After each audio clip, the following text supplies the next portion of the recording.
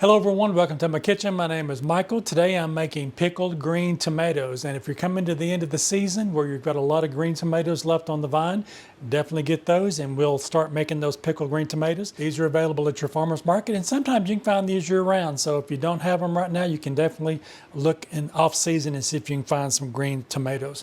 So I've measured out here, I've got 5 pounds of my green tomatoes, and you want these to be really firm. You don't want any of them to have any bad spots, and we want these to be really firm on these. I've given these a good wash. We're going to be preparing these in just a few minutes, but first let's get started with our jars. Now, because the green tomatoes have a little bit of acidity to them, we're going to be water bath canning those today, and we're going to be using some vinegar, which is going to increase that acidity level. So this is going to be safe for water bath canning. So what we're going to do with this to get this started is I've got a canner here. If this is your first time canning anything, you could not have come to an easier process. There's no cooking involved with these. This is just cut, pack the jars, put them in the processor, and let them process. So we're going to put our canner on the stove, and what I'm going to do is I've got my clean jars. You want everything to be clean and sterile. I have washed these through the dishwasher and run those through. If you don't have a dishwasher, just make sure you give these a good wash. Now with your canner, what you want is you want one that has a rack in it. If you don't have one that's got a rack in it, definitely look for one that's got the rack in it, because you don't want the jars sitting on the bottom banging around where they're going to turn or possibly get broken. So look for a rack in the bottom for your canner if you don't have one of these. Now for my jars, what I like to do with these is I put these into the bottom of the canner, and then I take and individually fill up the water of those so it weights it down in the bottom of the canner. Then I'm going to come in and completely fill the canner up with water until I get 1 to 2 inches above the top of the jars here with water. So that's the process I'm going to start now. Fill your canner up with your jars, put the water in it, 1 to 2 inches above the top, turn it on, and we'll let that start warming up, and we'll come back and we'll start working on our tomatoes. So I've got the jars on the stove now, and I've got that water heating up. You want that to come up to about 180 degrees Fahrenheit, and I will put that metric conversion in the description box. You'll have that, so definitely don't worry about that. That will be in the description box as well. So with this recipe today, we're going to be making pints on these, and it's going to be making between 6 and 7.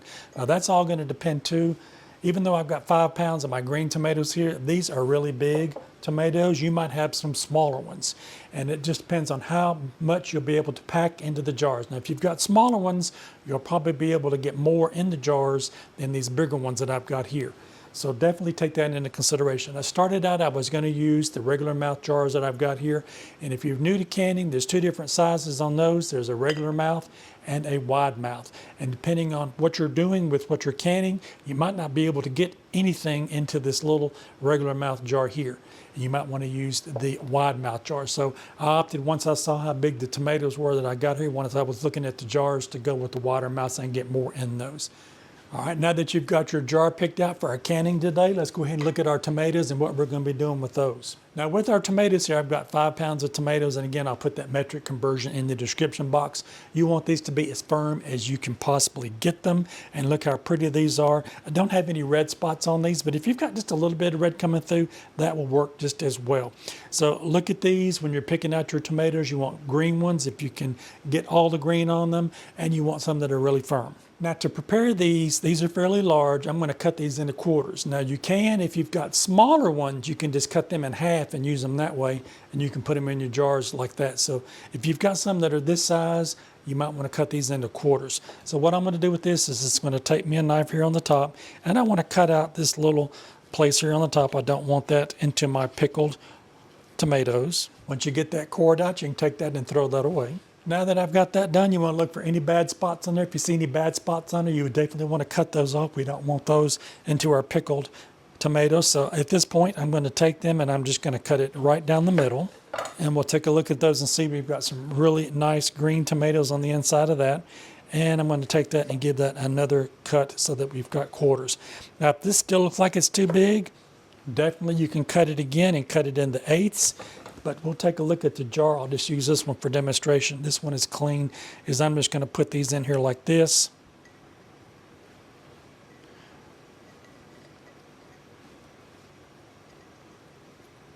And you can see that's a little bit too big there as well. So now what we can do, we've got 2 options. You can either cut them in half, and you can cut it just like that, or you could take it and cut it into another 1/8 like that. So whatever you want to do, and that's completely up to you how you want to do that. So let's take a look and see what we've got now and how we want to prepare these. So we'll get the jars back over here again, and I'm going to go ahead and put these laying flat like this in the bottom.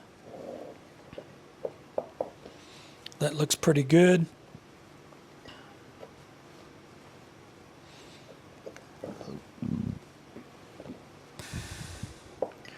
I think that's how I'm going to cut them, is cut them into 1/8 like that. So you want your jars to be able to where you can get within a 1/2 inch headspace at the top. So if you've got the ball jars, or you've got any other jars that has this type of fixture on the top of it, this is about 1 inch. So you want to go bring your food up to a 1/2 inch from the top. And you can take a look at that second. Probably get one more piece in there if I cut another one of my tomatoes. But this is what we're going to do with these. I'll take that, we'll cut all of these up. And like I said earlier, it's just going to depend on how big the tomatoes are, how big you cut them, how many jars you're going to get out of it. So go ahead and get your tomatoes cut up, and we'll come back and we'll start working on that brine. As I'm working on my tomatoes here, I was thinking of something that you might be not aware of, and you might be asking yourself, why are we heating up the jars and not leaving them cold out here if we've already sterilized them? Now with that, we're going to be pouring in our brine, and our brine's going to be boiling when we get started with it, but it could still be really hot, close to boiling once we get ready to start pouring it into our jars. And you want the jars to be hot as well, because you don't want to put warm brine or hot brine into a cold jar, because it could crack it, and we definitely don't want that. So definitely go ahead and heat those jars up, and we'll come back and we'll move on. All right, I've got all of my tomatoes cut up now. I'm going to set those to the side, and I'm going to start working on my brine. I did check on my jars, and they're about 130 degrees Fahrenheit now, so this is going to come together about the same time. All right, now let's start working on our brine. And for your pot, you want something that's going to be non-reactive to the vinegar that we've got here. So I've got a stainless steel pot here. Do not use aluminum, because the aluminum with the acidity that's in the vinegar could react with each other and put an off-putting taste in it. So if you've got a stainless steel pot, use that. Or if you've got a Dutch oven that's got a ceramic lining in it, use that instead. Do not use aluminum for this process. So with that, we've got equal amounts of water and vinegar, and I've got 3½ cups of water here. I'm just going to put that in. And I've got some vinegar. Now with your vinegar, if you make vinegar at home, don't use that for this process that we're going to be doing today. You want to get the store-bought vinegar that's at least a 5%. This is 3½ cups of 5% white distilled vinegar, and I'm just going to put that in with the water. Now I've got a 1/4 cup of my pickling and canning salt, and you definitely want to get a pickling and canning salt, or if you don't have that, you've got a salt that just has salt on the label. That is what you're looking for. So you can see here that I've got a pickling and canning salt here, and on the back, the only ingredient on it is salt. If you've got other salt that's got iodines in it, or preservatives, or non-caking agents, do not use that when you're canning. You want something that's just the only ingredient in it is salt. And this is canning and pickling salt. I use that when I do all of my canning with that. And I've got a 1/4 cup, and I'm going to go ahead and put that into my water and my vinegar solution. All right, now that I've got that in there, I'm just going to give this a stir to get that salt dissolved into that vinegar and that water, and we want to bring this up to a boil. Now with my jars that I've got in my canner, I did put 8 of them in there just in case I needed a little bit more than that. So go ahead and fill your canner up with the amount of jars that you can put in it. I've got a 23-quart canner, and so definitely if you've got one that's a little bit smaller, you might not be able to fit 8 of the wide mouth jars in there. Now if you're using the regular mouth jars, you can probably get a little bit more in there, because they're not as wide, they're a lot taller than the wide mouth ones. So definitely take a look at that and put in an extra 1 or 2 just in case you might need it. You've already got it heated up. All right, I've got my brine solution here. I did bring it up to a boil, and I've got everything set up now to go ahead and start filling my jars. So you want everything to be really clean with this, and I'm going to go grab one of my jars. But let's talk about some of the other ingredients that we've got here. This is dill, the head of the dill plant that we've got. So definitely if you've got these, cut you some of these off. I had some of these growing in my yard. If you don't have these, you can use the dill weed itself. And if you don't have that, then you can use 2 teaspoons of dill seed. So you've got 3 different choices for that. This smells just like the dill that you get in the pickles and things. So go ahead and get these ready to go for that. Then next I've got some bay leaves here. I've got 6 of these. You want 6 or 7 of these, because we're going to be putting one of these into each one of the jars. And then I've got some garlic here as well. And I've just taken that outer shell off the outside of those, and these are ready to go. We'll be putting one of these in each one of the jars. So that's what's going into our tomatoes today. I'm gonna go grab one of the jars, we'll get it packed, and we'll get started with our processing. Now when you grab your jar, leave the water in the container because that's already pre-measured now so that you know that you've got your 1 to 2 inches above the top of the jars. And also don't use anything other than something that's approved for lifting jars. Like this has a little lip on it here that catches to the top. Don't use tongs because those tongs will slip. And this is really hot and you've got your food as you're getting ready to put in there, and you don't want to take a chance on that breaking with those if that slips out of those tongs. So use something that you can get a hold of, something that's approved for canning. So I'm going to take one of my dill sprigs, I'm going to put that down into the bottom, and then I've got a bay leaf, I'm going to put that down in the bottom of there, and then I'm going to grab one of my cloves of my garlic and I'm going to put that in just like that.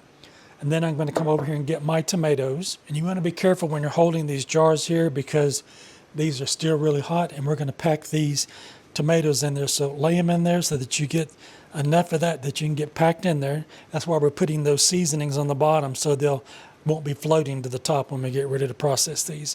And just go ahead and get your jars loaded down with your tomatoes. All right, I've got my tomatoes in the jar now, and you want that to be within a 1/2 inch of the top of it. And remember, this ring here at the bottom is 1 inch from the top on these. And we'll just set this here on the side. Now I've got my ladle. You definitely want to make sure that everything is nice and clean. And we've got a funnel, and I'm just going to put that on the top, and I'm going to ladle in enough of my brine solution here to get within a 1/2 inch of the top. All right, let's give that a check and see where we're at now. I've got another tool here, we can use that. But what we're going to do now is we're going to debubble it. And what that means is we're going to take the back side of this thing. If you've got chopsticks, you can use those, but you definitely want the bubbles to come out of the bottom of the jar there, because we don't want to leave those trapped down there because that could offset the height of your brine solution that you got in there. So you want to make sure that you get that, all those bubbles out of there. And I'll show you where mine actually went down a little bit on that. You can see where it dropped down a little bit. So I'm going to put just a little bit more of my brine solution in. All right, now that I've got the brine solution where I want it, I'm going to take some vinegar here and a little paper towel, and I just want to clean the lid off of that just in case there's any of that brine that gets on the top. We definitely don't want that on there, and just give that a wipe. You can also do one more last little check on that to make sure that there's no cracks or there's no chips in your jars. Now that we've got the bubbles out of it and we've got the height that we need out of it, I'm going to go ahead and grab one of my lids. And I've got just a little magnetic tool here. I'm going to put that right on the top just like that. I'm going to grab one of my bands and I'm going to put that on, and we want that to be fingertip tight. Now what that means is once it stops moving, we'll just take it and give it one little twist, and that's fingertip tight. So to that, I'm going to put that back into my processor, and we'll go grab another one, and I'll let you know how many of these I get.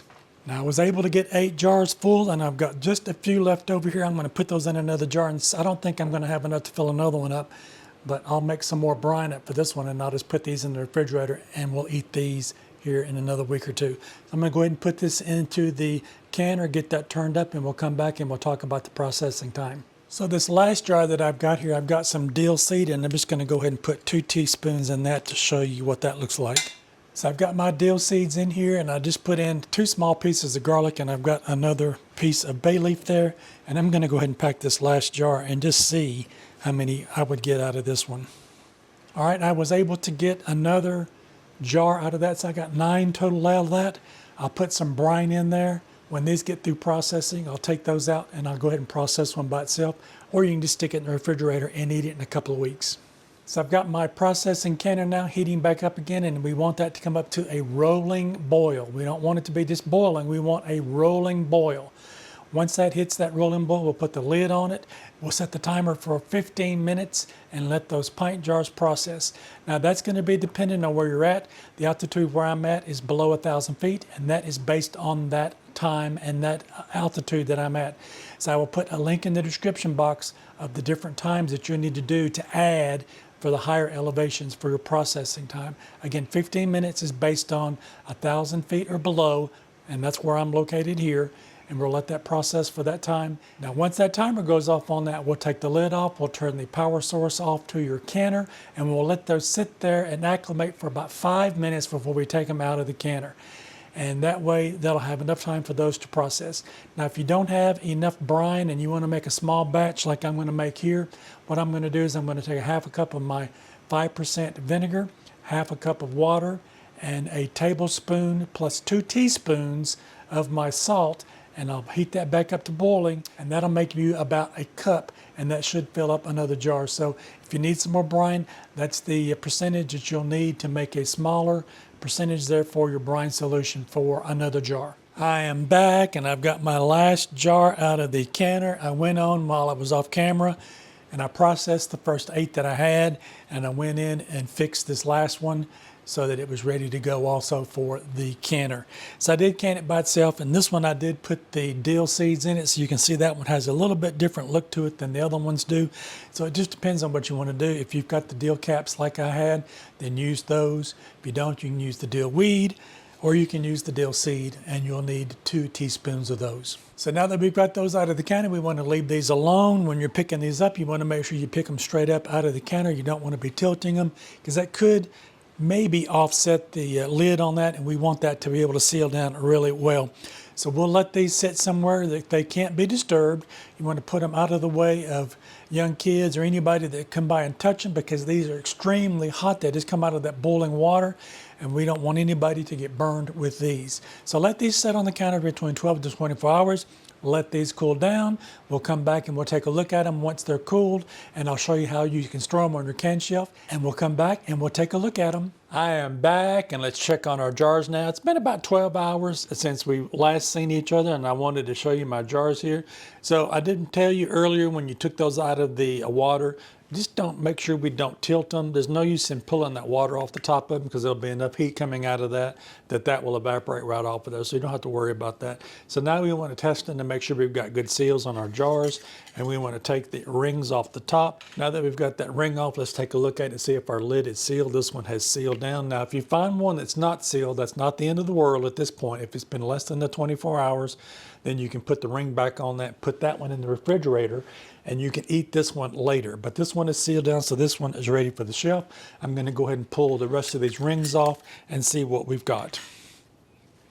Well, it looks like I've got 9 good jars here, the seal. They're ready to go to the can shelf. And like I said earlier, if you find one that's not sealed, just put that one in the refrigerator, put the band back on it, and you can eat on that one. Now, I'd let that sit in the refrigerator for about a week to 10 days. You want that pickling to take effect on that so that we get that nice pickled tomatoes that we're looking for. And the same thing on your can shelf. Now, these are ready for the can shelf, and you can put those up there ready to go. You can eat on these, like I said, about 7 to 10 days. Just let them sit in that vinegar and a little bit of that dill that's in there, and the garlic, and you'll have some nice dilled tomatoes. So one thing that we want to make sure is once the rings come off and you're ready to put these on the shelf, they go on the shelf with the rings off. You do not put the rings back on them.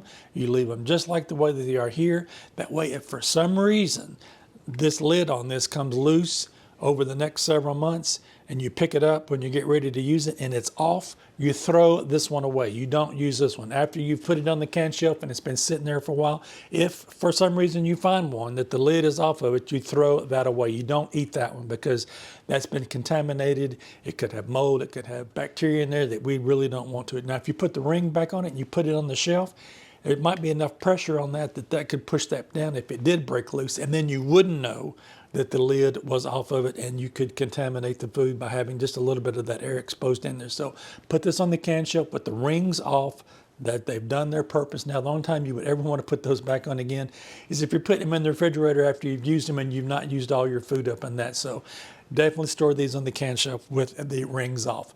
If you like this content, maybe you might consider giving me a thumbs up. I would really appreciate it. And while you're at it, check out one of these other 2 videos over here on the side. You might find something else you like. Don't forget to like, share, and subscribe. Leave me a comment. I want to hear how your pickled green tomatoes turned out. And if you've ever done them before differently, let me know. I'd love to hear from you. And I'll see you in my next video. Bye-bye now.